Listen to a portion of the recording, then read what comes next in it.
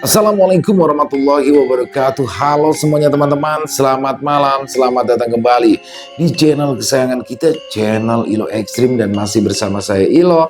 Dimanapun teman-teman berada, semoga teman-teman selalu dalam keadaan sehat walafiat, tanpa kekurangan satu apapun, amin amin ya robbal alamin. Dan pada kesempatan yang baik ini, saya akan membawakan satu kisah dari Serapina. Ini kisahnya keren banget ya teman-teman ya. Dan kisah Serapina kali ini adalah kisah tentang seorang perantau dari tanah Jawa yang merantau ke Kalimantan yang bernama Kamil. Kamil datang bersama istrinya yang bernama Rita, dan mereka berdua di sana membuka warung nasi goreng. Ini warung nasi gorengnya laris manis ya teman-teman ya. Sampai pada akhirnya ada sesuatu mengerikan yang terjadi kepada Rita, istrinya Kamil nih, yang saat itu sedang mengandung di usia 7 bulan kehamilannya. Apa kejadian mengerikan itu dan apa yang melatar belakangi kejadian itu? Oke. Sebelum kita masuk ke dalam kisahnya, buat teman-teman yang mungkin belum subscribe channel Ilo Ekstrim, yuk bisa diklik dulu tombol subscribe-nya. Jangan lupa lonceng notifikasinya juga dinyalakan agar teman-teman selalu mendapatkan notifikasi dari konten-konten yang akan kami upload selanjutnya. Dan untuk channel Ilo Ekstrim kami upload setiap hari teman-teman ya. Setiap malam jam 7 malam waktu Indonesia bagian Barat. Oke, nggak perlu berlama-lama lagi. Pasti udah gak sabaran kan untuk masuk ke dalam kisahnya. Kita langsung saja masuk ke dalam kisahnya. Bunuh horor.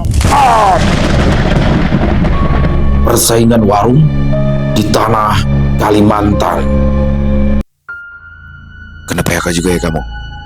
Pertanyaan itu disambut dengan geraman kesal dari Kamil. Ya apa iki? Aku nggak tahu harus kayak gimana lagi. Kok iso kenapa ya gini? Padahal aku juga nggak pernah ambil libur atau bolos selama 9 tahun.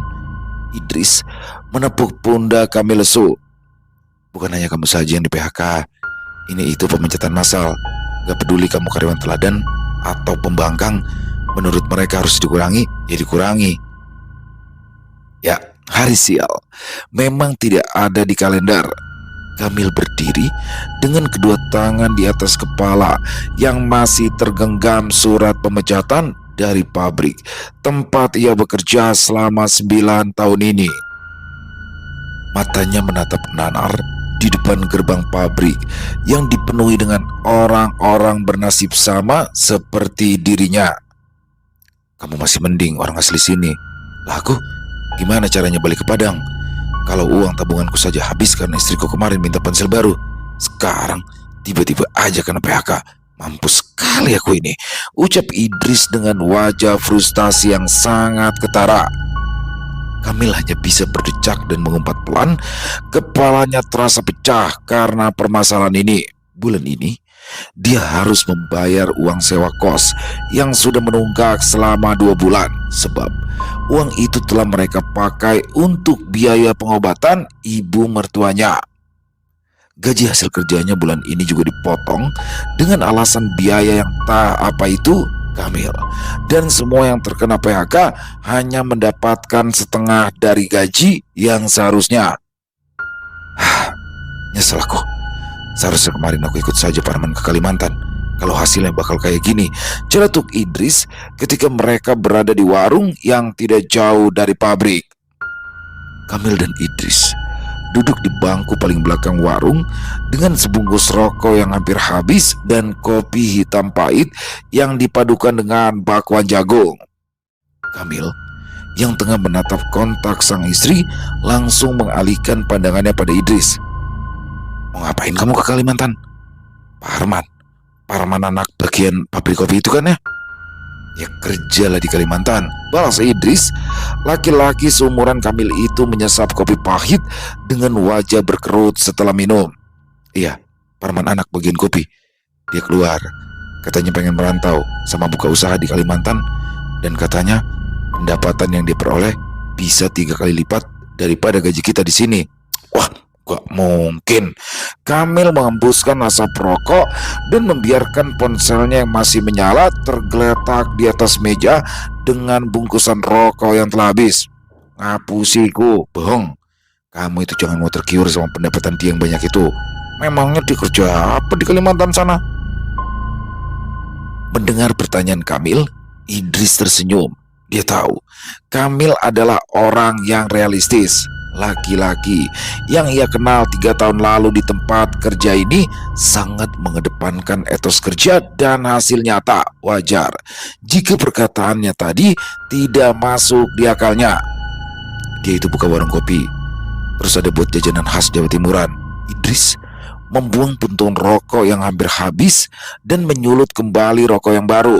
Satu hembusan asap, Idris kembali berkata, "Kayaknya aku bakal ikut dia. Kemarin dia sempat nawarin, aku harap dia masih buka lowongan pekerjaan." Ya, kehilangan pekerjaan adalah hal yang paling berat bagi siapapun, apalagi yang menjadi tulang punggung dan kepala keluarga seperti Kamil dan Idris. Pukul 10 siang, Kamil memutuskan untuk pergi dari sana dan pulang. Idris masih betah di sana dan berbincang-bincang dengan orang-orang yang biasanya mangkal di warung. Ketika Kamil bertanya, kenapa dia masih ingin di sini padahal hanya membuat pusing, Idris dengan enteng menjawab pertanyaan Kamil. Daripada di rumah, belum lagi dengar ocehan istri, terus tangisan anak yang pengen jajan. Apa nggak semakin stres aku? Lebih baik di sini aja dulu sambil mikir nanti bilang istri gimana. Kamil setuju pada kalimat terakhir dari Idris. Ia juga belum memikirkan bagaimana caranya ia untuk memberitahu pada sang istri jika ia terkena PHK massal dari pabrik. Namun untuk kalimat pertama, Kamil sama sekali tidak setuju. Baginya, istrinya akan terasa lebih baik jika mengomel dan mengeluarkan semua unek-unek. Tapi nyatanya Rita, istrinya, bukanlah tipe wanita yang cerewet. Ketika Kamil pulang dengan wajah lesu dan surat PHK di tangan, Rita langsung beranjak dari sofa dan menghampiri sang suami. "Loh, wajahnya kok lesu men ngono? Kenapa? Kok pulang lebih awal?" Wajah Rita terlihat teduh dengan mata besar dengan manik coklat terang. Selama 15 tahun pernikahan mereka, keduanya sangat jarang terlibat pertengkaran yang serius. Mereka terkadang hanya akan mempermasalahkan kebiasaan Kamil yang sering merokok atau Kamil yang lupa membawakan pesanannya saat pulang bekerja. Dari sana, Kamil yakin satu hal, wanita tidak pernah salah. "Aku kena PHK massal," kata Kamil dengan suara tertahan di tenggorokan. Sejenak Rita terdiam dengan kepala yang menunduk, lalu ia tersenyum. Dia menepuk pundak suaminya yang lesu dan menuntunnya duduk di atas sofa. "Duduk dulu ya, aku ambil minum dulu. Udah makan atau belum?" "Udah tadi, sempat mampir ke warung depan pabrik sama Idris," jawab Kamil. Rita menganggukkan kepalanya singkat dan masuk ke dapur. Pernikahan Kamil dan Rita memang telah menyentuh angka ke-15 tahun dan selama itu mereka belum dikaruniai momongan. Berkali-kali mereka mencoba, berkali-kali pula Rita keguguran yang pada akhirnya mereka hanya bisa pasrah dan tidak lagi mengikuti program kehamilan. Uang mereka hangus dan usaha mereka tidak berhasil. Akan tetapi, tidak adanya anak di pernikahan mereka bukan berarti rumah tangga mereka diambang kehancuran. Banyak orang yang mengatakan bahwa anak adalah tali erat dalam rumah tangga dan menjadi pion terpenting bagi keluarga. Tidak sedikit yang menawarkan Kamil untuk menikah lagi dengan dalih untuk memperoleh keturunan yang tidak bisa diberikan oleh Rita. Namun Kamil menolak dengan tegas. Melihat istrinya sekarang begitu telaten memberikannya teh hangat, memberikannya senyum menenangkan, bahkan setelah mendapatkan kabar jika dirinya terkena PHK massal dari tempatnya bekerja. Coba bayangkan, jika istrinya bukan Rita, apa Kamil akan mendapatkan hal semacam ini? Tentu saja tidak. Mungkin anak adalah hal yang paling Kamil inginkan di dunia ini, tapi ia tidak akan lupa dengan apa anaknya nanti lahir. kebahagiaan dan kesehatan istrinya adalah yang nomor satu. Ini mungkin masih berkaitan sama yang katanya lagi sepi-sepinya itu ya. Rita membuka obrolan setelah Kamil meminum teh hangat yang ia berikan. Kalau benar ya wajar aja kalau perusahaan memutuskan untuk melakukan PHK massal.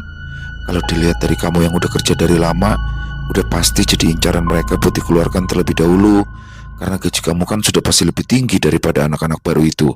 Makanya mereka mempertahankan yang baru dan membuang yang lama. Sepanjang hari itu, Kamil hanya bisa terduduk, terdiam, memikirkan bagaimana nasib selanjutnya. Dia sudah berusaha melamar berbagai lowongan pekerjaan apapun, tapi hasilnya nihil. Ia tetap belum mendapatkan pekerjaan hingga 1 bulan lamanya. Waktu itu, Kamil iseng menghubungi Idris yang entah bagaimana kabarnya, karena setelah mereka berpisah di warung kopi depan pabrik, keduanya tak lagi berkomunikasi. Loh, tumben sekali kamu telepon aku. Kenapa? Belum ada kerjaan ya? Sapa Idris dari seberang telepon sana terdengar menjengkelkan, membuat Kamil mengumpat. Kamil bangkit dari sofa ruang tamu, lalu pergi keluar ke teras dengan ponsel yang tertempel di telinga.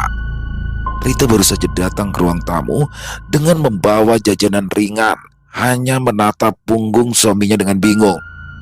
Siapa yang ditelepon? Kok sampai keluar gitu teleponnya? Ujar Rita dengan alis yang menyatu, tapi ia tidak mencegah atau mengikuti suaminya keluar. Ia hanya duduk dan menyalakan televisi, membiarkan suaminya memiliki waktu sendiri. Di luar rumah, Kamil duduk, menyamankan diri di atas kursi. Tiba-tiba aku nyesel udah nelpon kamu. Pertanyaan yang nyeh. Dari seberang telepon sana, Idris tertawa begitu nyaring. Aku nggak tahu kalau kamu bakal lucu kayak gini, Mil. Ya, geli banget dengernya ya. Balas Kamil dengan mimik wajah jijik. Langsung aja deh. Aku itu mau tanya, ya apa sama kerjaan kamu dek sana? Akhirnya, mereka berbincang cukup lama di telepon. Kamil menutup sambungan telepon setelah mendapatkan pencerahan. Dia tidak bisa terus seperti ini. Harus ada sesuatu yang menjadi target masa depannya. Ketika Kamil masuk ke dalam rumah, Rita masih ada di sana dengan keripik di pangkuannya. Melihat suaminya duduk di sebelah, Rita tidak bisa menahan diri untuk tidak bertanya, habis nelpon siapa? Wah, itu si Idris. Kamil melirik istrinya yang masih fokus dengan tayangan sinetron di televisi. Ia berdiam sebentar sebelum memulai. Dia itu sekarang itu lagi merantau ke Kalimantan. Dia ikut si Parman. Itu loh, anak bagian kopi yang sempat tangannya hampir putus karena mesin itu loh. Nah, si Parman itu buka kayak ya warung-warung gitu. Terus bilang kalau penghasilan dia itu lebih besar, bisa 3 kali lipat daripada gaji di pabrik. Mendengar gaji yang 3 kali lebih besar, sontak membuat Rita menoleh dengan wajah yang kaget. Ya, emang juga sih, di Kalimantan emang serba mahal. Tapi kalau punya ide usaha dan punya jiwa bisnis, ya gitu, bakalan lancar. Keheningan melanda mereka. Rita menghela nafas pelan. Dia paham apa yang ingin disampaikan oleh sang suami. Setelah membawa nama Idris dan Parman ke obrolan mereka, ada apa?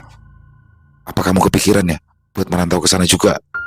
Kamil menatap wajah istrinya lamat-lamat, kemudian menganggukkan kepalanya. Ya, aku ada rencana mau merantau. Aku udah obrolin sama Idris. Dia bilang dia bisa bantu kita buat cari kontrakan dan juga tempat usaha. Memangnya apa aja rencana kamu? Sebagai istri, Rita hanya bisa mendukung dan melangkah bersama sang suami. Malam itu, Kamil memberitahukan apa saja rencananya.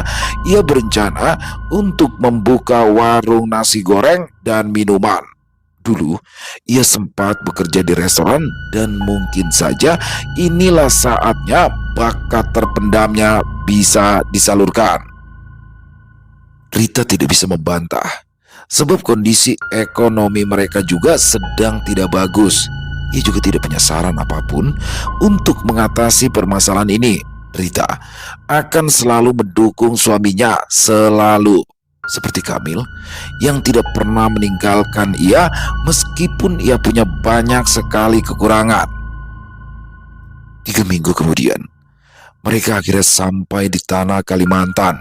Perjalanan lewat udara memakan waktu 2,5 jam, lalu diteruskan dengan perjalanan darat sekitar 4 jam. Idris dan Parman serta anak bungsunya Ica yang menjemput mereka dari bandara dan mengantarkan ke lokasi kontrakan yang telah mereka carikan. Idris merantau membawa istrinya, sedangkan anaknya ia titipkan pada ibunya. Sedangkan Parman adalah orang tua tunggal yang keempat anaknya ia bawa pergi merantau sekalian. Ica mau permen. Tante punya permen loh, permennya rasa stroberi, rayu Rita dengan senyuman teduh yang akhirnya Ica mau digendong masuk ke dalam kamar membiarkan para laki-laki berbicara. Parman sebagai orang yang lebih tua memberitahu tentang apa saja yang tidak boleh dilakukan di sini. Kamu itu harus paham, kalau santet di sini lebih luar biasa daripada di Jawa. Idris menambahkan dengan wajah jenaka. Paling parah kemarin, yang bundir gantung di jembatan Sungai Besar yang gak jauh dari sini. Sumpah, itu mimpi buruk. Aku bahkan gak bisa tidur sendiri, ngeselin. Tambah Idris dengan wajah jenaka. Parman dan Kamil tidak bisa menahan tawa. Mereka terbahak-bahak sampai Rita menegur dari dalam kamar. Setelahnya, mereka kemudian membahas tentang usaha yang akan dilakukan oleh Kamil. Hari demi hari, semuanya berjalan dengan lancar. Usaha yang dilakukan oleh Kamil membuahkan hasil yang cukup baik dari sejak pertama buka. Parman dan Idris juga membantu menyebarkan pada orang-orang sekitar kalau ada nasi goreng spesial yang baru buka, mulut ke mulut memang selalu cepat. Diberi kesuksesan seseorang, tentu saja ada rasa iri yang menghampiri. Rasa iri tentu saja membuat kesenangan dapat bergeser dengan mudah. Tepat 7 bulan mereka di tanah Kalimantan, Rita memberitahu Kamil jika ia berhasil hamil lagi. Kehamilan itu berusia 3 minggu. Kebahagiaan telak menyelimuti keduanya. Semuanya baik-baik saja sebelum sesuatu terjadi. Malam itu, di penghujung tahun 2024, bulan Desember, Kamil memang sudah memiliki rencana akan membuka kedai kecil di deretan pasar malam. Ia membayar sewanya dengan harga miring karena Parman memiliki koneksi dengan si pemilik tanah pasar malam ini. Rita, yang saat itu tengah hamil 7 bulan, masih tetap membantu suaminya berjualan. Dia sangat bersemangat karena ingin melihat pameran hewan yang ada di sana. Mas, lihat deh, warung di depan sana. Dia juga jualan nasi goreng kah? Rita menunjuk dengan pisau ke arah warung yang tak jauh dari mereka. Kamil, yang tengah sibuk mengaduk nasi goreng, langsung menoleh dan melihat apa yang ditunjuk oleh sang istri. Ya, dia juga jual nasi goreng itu ya. Wajah Rita berubah jadi kusut. Hormon ibu hamil memang selalu ekstrim. Mau apa sih mangkal di sana? Nanti kalau pelanggan kita ke sana semua gimana coba? Kamil tertawa geli. Ia menepuk puncak kepala sang istri dan berkata, rezeki itu tidak akan salah alamat. Yes, tenang aja. Malam itu, warung nasi goreng milik kami laris manis, sedangkan warung nasi goreng di depan sangat sepi. Hal itu tentu saja membuat perasaan Rita senang. Kamil hanya bisa menggelengkan kepalanya melihat tingkah istrinya. Tidak terasa, pasar malam hampir selesai. Setelah digelar selama 2 minggu, dari sana pemasukan Kamil melonjak lumayan tinggi. Ia sudah menghitung untuk biaya lahiran, sekolah, dan kebutuhan anaknya nanti. Di malam terakhir, Rita meminta Kamil untuk membelikan ia pop es yang ada di dekat warung nasi goreng saingan mereka. Tapi Kamil yang masih sibuk tidak bisa menyanggupi permintaan sang istri. Ya udah, aku berdiri aja, kata Rita seraya melepaskan apron dan mengambil uang untuk membeli. Hati-hati jalannya, teriak Kamil memberikan peringatan. Pop ice rasa strawberry bercampur coklat sudah di tangan Rita, tapi tiba-tiba saja ketika ia akan berbalik badan pergi dari kerumunan yang membeli pop es, ia hampir terjatuh karena seseorang menabraknya cukup keras. Brak! Esnya tumpah mengenai baju Rita dan baju orang yang menabrak. Ya Allah, kamu gak apa-apa? Ibu-ibu yang menolong Rita membantu wanita hamil itu untuk berdiri. Kamu ini hati-hati, Anda ibu hamil. Wanita berubah yang menabrak Rita berjak keras. Wajahnya terlihat tidak terima saat dituduh seperti itu. Enak saja main nyalain orang. Si dia inilah yang jalannya gak pakai mata. Lihat, baju saya jadi kotor begini. Banyak ibu-ibu yang membela Rita, dan wanita parubaya itu semakin terpojok hingga tiba-tiba ada seorang laki-laki tua memakai apron biru yang balik menyerang Rita dan membela wanita tua tersebut. Istri saya ini tidak mungkin berbuat hal kayak gitu. Kamu aja ini sudah tahu hamil besar, malah jalan-jalan di tengah keramaian. Pakai otak kalau masih sadar, bentak laki-laki itu pada Rita. Wanita itu langsung menangis ketakutan. Di saat yang bersamaan, Kamil datang tergopoh-gopoh. Melihat istrinya yang dimaki-maki seperti itu, Kamil tidak terima. Selama ini ia sama sekali tidak pernah memarahi sang istri, apalagi sampai mengeluarkan kata-kata kasar. Lalu siapa laki-laki tua ini yang begitu lancang melakukan hal buruk pada istrinya? Pak, jaga mulut sampean ya. Istri saya ini lagi hamil.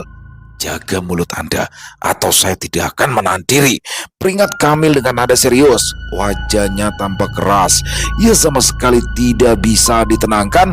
Laki-laki tua itu terus mengeluarkan kata-kata kasar, membuat Kamil kehilangan kendali dan mereka saling adu jotos. Keadaan semakin chaos. Untungnya Idris datang tepat waktu. Dia melerai keduanya dan menenangkan Kamil yang emosi. Mil, tenang Mil, istrimu itu masih nangis loh. Jangan pikirin orang tua ini, istrimu itu yang paling penting. Idris menepuk dahi Kamil cukup keras dan menyuruh temannya itu untuk menoleh pada Rita yang menangis keras di pelukan ibu-ibu tadi. Pada malam itu, di malam terakhir mereka berjualan di pasar malam, menorehkan pengalaman buruk bagi Rita. Sampai seminggu kemudian, Rita demam tinggi sampai kejang dan itu jelas tidak baik-baik saja pada janin ataupun pada Rita sendiri. Kamu pergi jualan aja mas, gak apa-apa kan? Nanti juga Mbak Riris mau kesini. Aku beneran gak apa-apa kok, ucap Rita meyakinkan suaminya bahwa ia baik-baik saja. Dengan berat hati, Kamil pun menyanggupinya. Ia tetap berjualan malam itu dan membiarkan istrinya dijaga oleh istri Idris. Kamil yakin bahwa istrinya akan baik-baik saja di rumah selagi ia bekerja. Namun ternyata semuanya hanya keyakinan belaka. Tepat pukul 9 malam, ponsel Kamil berulang kali berdering. Panggilannya dari istri Idris, Riris. Ibu satu anak itu mengabarkan jika Rita jatuh di kamar mandi dan mengalami pendarahan hebat. Kamil tak lagi bisa berpikir jernih. Ia pergi begitu saja dari warungnya. Salah satu orang yang sedang membeli nasi goreng spontan mencegah Kamil. Apa? Kenapa bang? Tanya pembeli tersebut. Istri saya jatuh di kamar mandi, teriak Kamil yang menarik perhatian banyak orang di sana. Ayo bang, saya antar ke rumah sakit. Beralih pada Rita, wanita itu tengah berdiri di depan wastafel di dalam kamar mandi sejenak. Ia merasakan basah di area perut bawahnya. Ketika dia menunduk, dia bisa melihat darah berceceran keluar dari sana. Tubuh Rita membeku. Ia tak bisa bergerak sama sekali. Kakinya seakan tertancap di lantai kamar mandi tanpa bisa pergi kemanapun. Dadanya bergemuruh, melompat, merasakan ada sesuatu yang akan keluar dari dalam dirinya. Rasanya sangat sakit. Isi perutnya seperti diobok-obok dengan sebuah tangan sampai siku.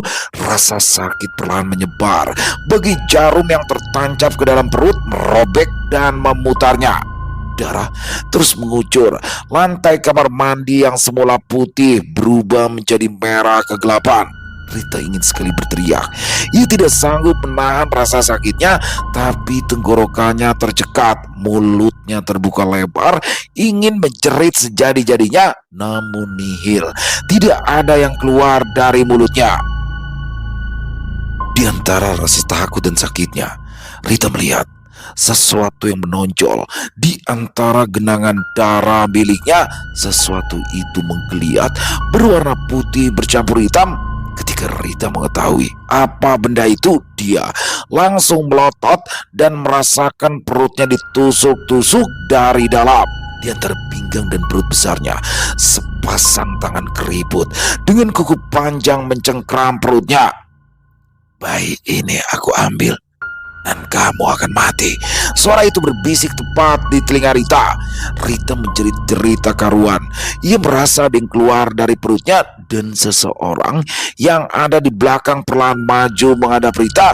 Seorang nenek tua, badannya ringkih dengan tulang menempel di kulit, tubuhnya pendek, bungkuk, dan sepasang tangan menyeramkan. Bayi bercampur darah segar meluncur dari perut Rita. Nenek itu langsung mengambilnya dan tepat di depan Rita. Nenek itu memakan bayi Rita dengan darah yang muncrat mengenai wajah Rita. Sedetik kemudian matanya terbuka lebar. Ia bangun dari mimpi.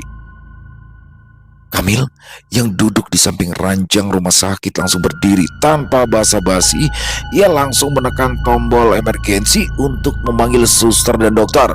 "Sayang, nopo ada yang sakit? Saya ngendi? Ayo ngomong ke aku ya Allah." Lirik Kamil yang tidak bisa menahan air matanya. Melihat sang istri yang tidak berdaya seperti ini membuat ia tidak kuasa, tidak tega rasanya. Rita menatap sang suami yang menangis dengan air mata yang mengenang. Mulutnya terbuka kecil, terasa berat dan kering. Tenggorokannya tercekat, tertahan oleh sesuatu. Alhasil, dia hanya bisa membuka mulut tanpa bisa mengeluarkan satu kata pun. Ketika dia melirik ke samping, matanya membeliak kaget. Di sana ada nenek tua yang telah memakan bayinya. Nenek itu berdiri di pojok ruangan dekat ranjang rumah sakit orang lain. Di dalam ruang inap ini ada 4 ranjang, dan ranjang Rita bersebelahan langsung dengan jendela. Nenek itu tidak bergerak atau melakukan apapun. Dia hanya berdiri dengan tubuh bungkuk dan menatap tajam pada Rita. Dokter datang tak lama setelahnya. Kamil langsung menyingkir dan membiarkan istrinya diperiksa. Semuanya dalam keadaan baik-baik saja. Karena Rita baru mengalami keguguran dan melakukan kuret, mungkin mereka akan lebih lama di sana, sekitar 3 hari. "Terima kasih dok," kata Kamil mempersilahkan dokter keluar dari ruangan setelah selesai memeriksa istrinya. "Kamu mau apa? Mau makan? Atau mau beli sesuatu? Roti mau? Atau apa?" tanya Kamil sembari mengelus tangan istrinya. Namun Rita malah menggelengkan kepalanya dengan cepat. Tangisnya luruh dengan deras. Isakannya terdengar begitu memilukan, membuat Kamil tak bisa menahan tangisnya. Malam itu hujan turun dengan sangat lebat. Kilat saling bersautan dengan guru yang begitu menggelegar. Rita merasa tidak berguna. Berkali-kali ia keguguran dan belum bisa memberikan keturunan pada sang suami. Dia benci pada dirinya sendiri. Rasa kosong, penyesalan, dan rasa keputusasaan yang besar membuat celah terbuka dengan mudah. Jiwa Rita yang lemah dapat dengan mudah dimanfaatkan oleh siapapun. Hari berlalu dengan cepat. Pada hari keempat, Rita telah keluar dari rumah sakit. Riris juga ikut menjaga Rita. Wanita itu jugalah yang merawat Rita selama di rumah sakit. "Udah enak kan? Mau minum lagi?" Riris kembali menyodorkan secangkir teh hangat pada Rita. Yang ditanya hanya bisa terdiam tanpa menjawab apapun. Tatapan matanya kosong, mulutnya terkatup rapat, dan tidak memperdulikan apapun yang ada di sekitarnya. Riris menghela nafas kecil. Ia tidak tega dengan keadaan istri teman suaminya ini. Hampir 1 tahun di perantauan, mereka menjadi dekat dan saling membantu. Kamil masuk ke dalam kamar dan mengisyaratkan Riris untuk keluar. Keduanya berjalan ke arah ruang tamu yang sudah ada Idris, Parman, dan anak bungsunya. "Bagaimana?" tanya Idris dengan suara pelan. Riris menggelengkan kepalanya lesu. Ia duduk di samping suaminya dan menyandarkan punggungnya di sofa. "Kayaknya dia trauma deh. Dia jadi kayak mayat hidup gitu.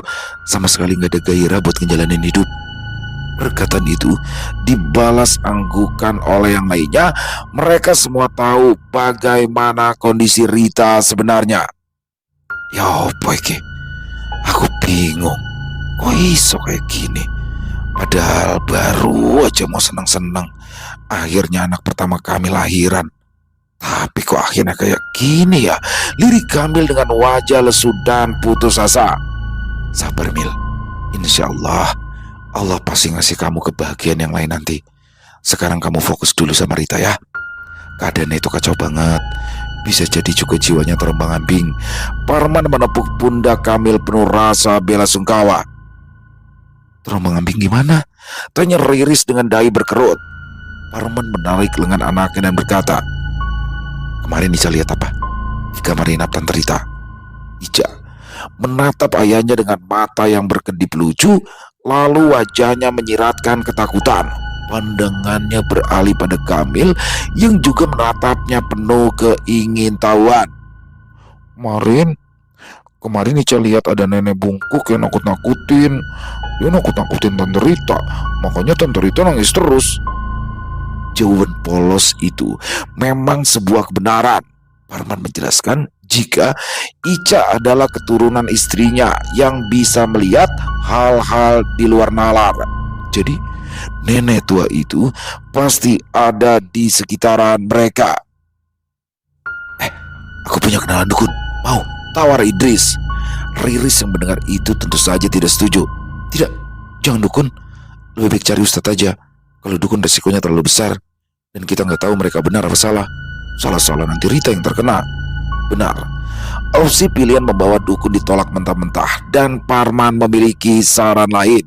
Namun, baru saja ia akan mengatakannya, Ica menepuk paha sang ayah cukup keras. "Ada apa, Ica?" "Di kamar Tante Rita ada nenek itu. Dia masuk ke sana." Spontan, mereka semua berdiri dengan wajah kalut. Tak lama setelah itu, terdengar suara jeritan yang sangat nyaring dari dalam kamar. Ketika mereka semua masuk ke dalam, semuanya langsung terkejut melihat pemandangan di atas ranjang. Rita duduk dengan kaki terbuka lebar, kepalanya mendongak ke atas dengan suara jeritan panjang. Tidak ada yang aneh, kecuali perutnya yang membesar seperti hamil 7 bulan.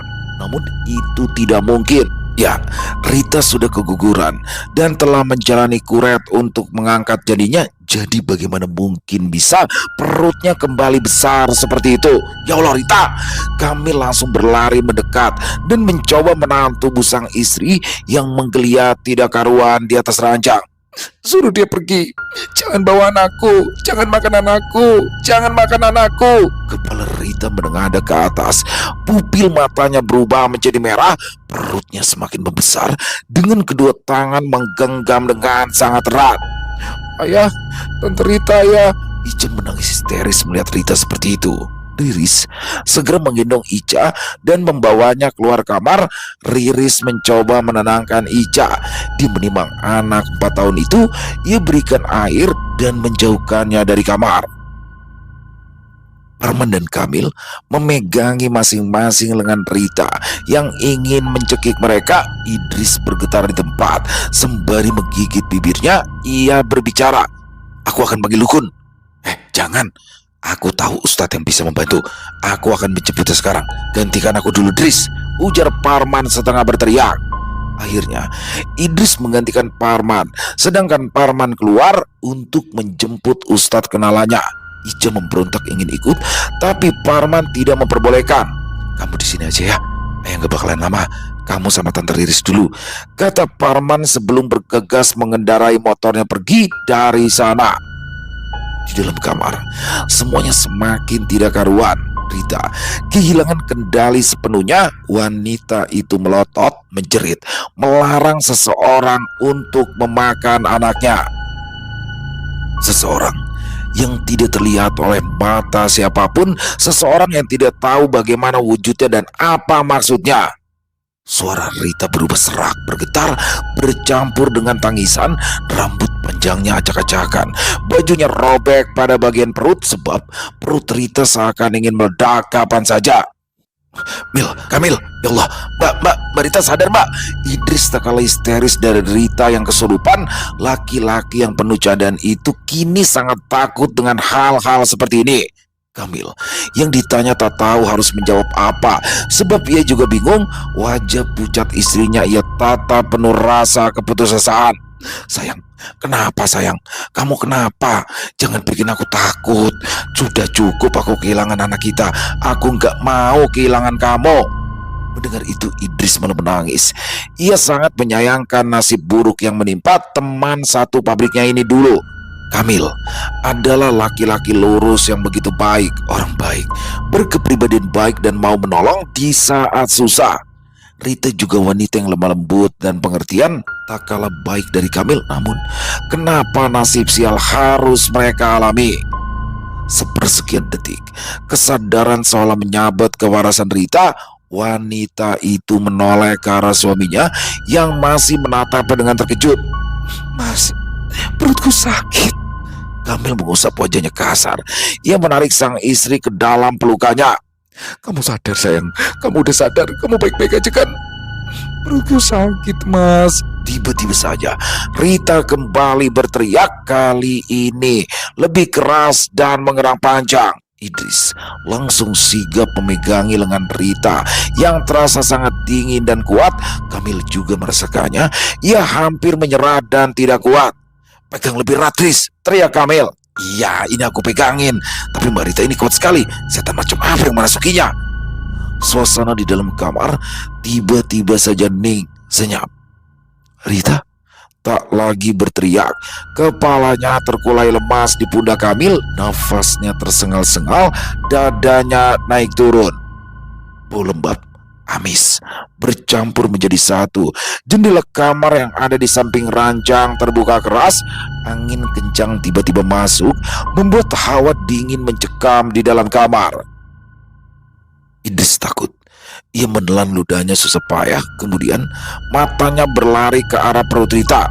"Mil," panggil Idris dengan suara bergetar. "Apa?" jawab Kamil dengan degup jantung bergemuruh tidak karuan. Ia tegang. Suasana di dalam kamar tidak setenang yang terlihat. "Ada darah," kata Idris.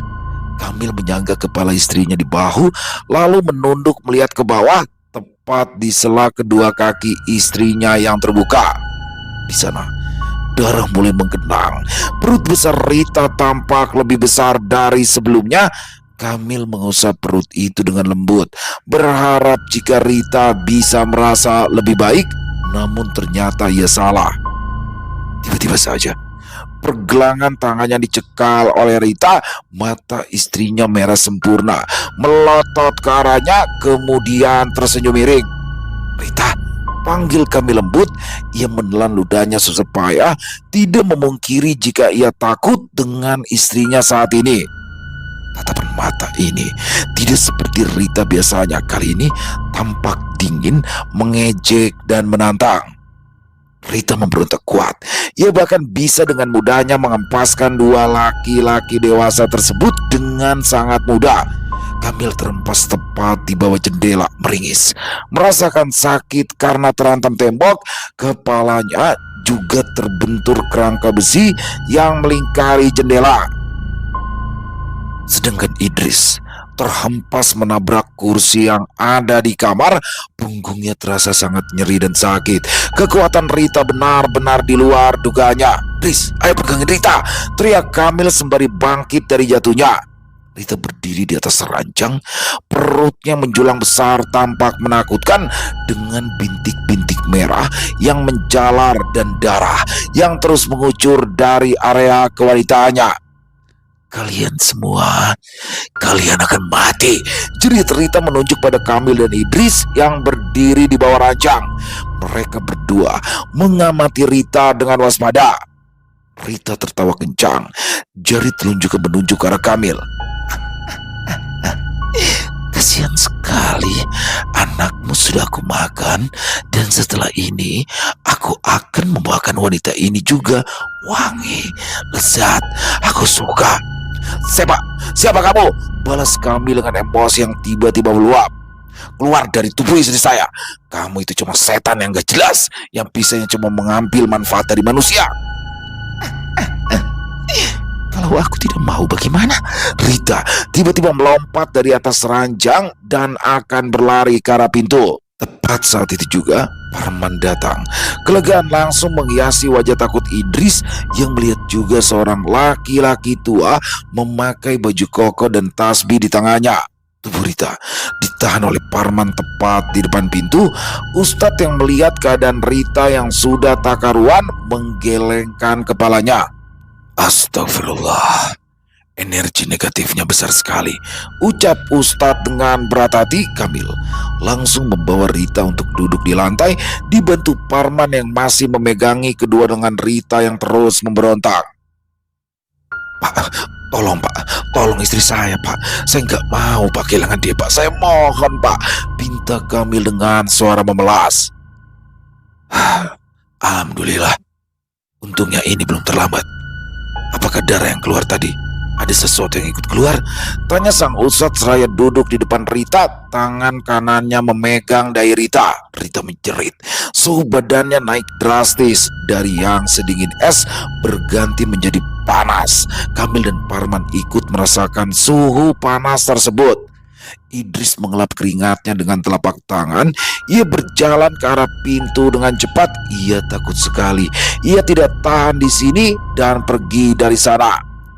Ustadz terus membacakan beberapa ayat yang langsung disambut Rita tak karuan. Kalian tidak akan bisa mengeluarkan aku dari tubuh wanita ini.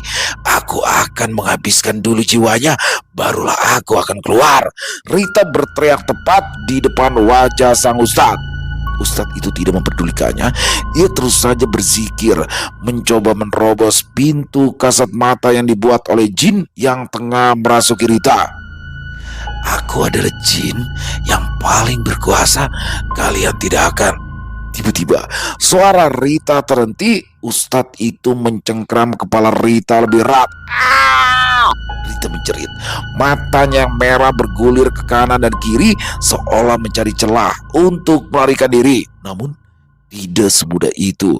Sang ustadz telah menemukan cara yang tepat untuk membobol pintu yang mengurung jiwa milik Rita yang ternyata telah disekap dan akan dimangsa.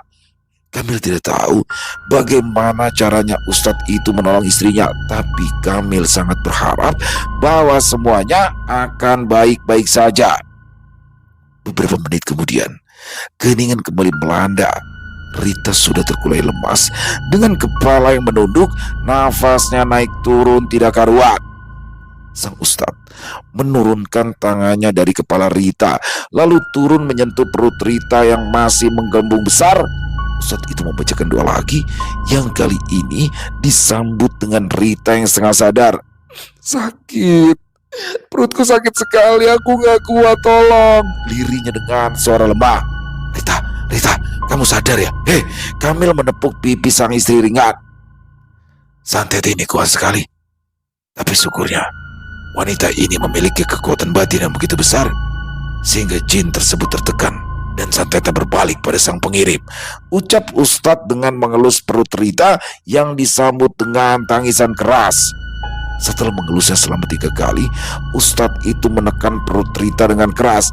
Sakit, seperti ada yang mau keluar, tolong." Tak berselang lama, darah keluar lagi dan kali ini tidak terlalu banyak. Namun dibarengi dengan cacing-cacing berwarna putih yang tengah menggeliat memakan dengan lahap darah milik Rita. Bagaimana Ustadz?